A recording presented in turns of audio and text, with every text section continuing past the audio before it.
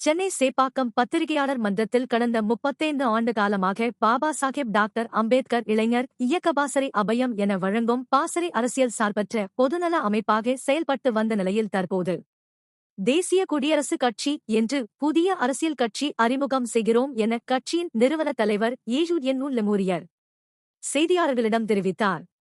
நாங்கள் இன்றைய அரசியல் சூழ்நிலையில் அன்னை சாவித்திரி பாய் புலே, பண்டிதர் அயோத்திதாசர், பாபா சாஹேப் டாக்டர் அம்பேத்கர், தந்தை பெரியார், அன்னை மீனாம்பாள் சிவராஜ் ஆகியோரின் மக்கள் பணியில் சமரசம் இல்லாத அரசியல் கட்சியின் தேவைக்கு இடைவெளி ஏற்பட்டு இருப்பதாக நாங்கள் உணர்ந்தோம். திவான் பகதூர் ரெட்டமலை சீனிவாசன், ராவ் பகதூர், சி. ராஜா, தந்தை சிவராஜ், காமராசர், தோழர் ஜீவா, தியாகி இமானு வேல்சேகரன், காயிதே மில்லத் இதுபோன்ற தலைவர்களின் நேர்மறை சிந்தனைகள் அனைத்தும் எங்கள் அரசியல் பாதைக்கு நெறிமுறையாக எடுத்துக்கொண்டு கட்சியை அறிமுகம் செய்வதாக கூறினார். பிப்ரவரி 23ஆம் தேதி விழுப்புரத்தில் புதிய நிர்வாகிகள் பட்டியலில் வெளியிடப்படும்.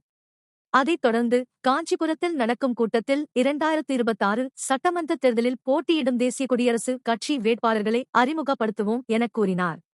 இந்த செய்தியாளர் சந்திப்பில் கட்சியின் பொறுப்பாளர்கள் மற்றும் நிர்வாகிகள் கலந்து கொண்டனர்.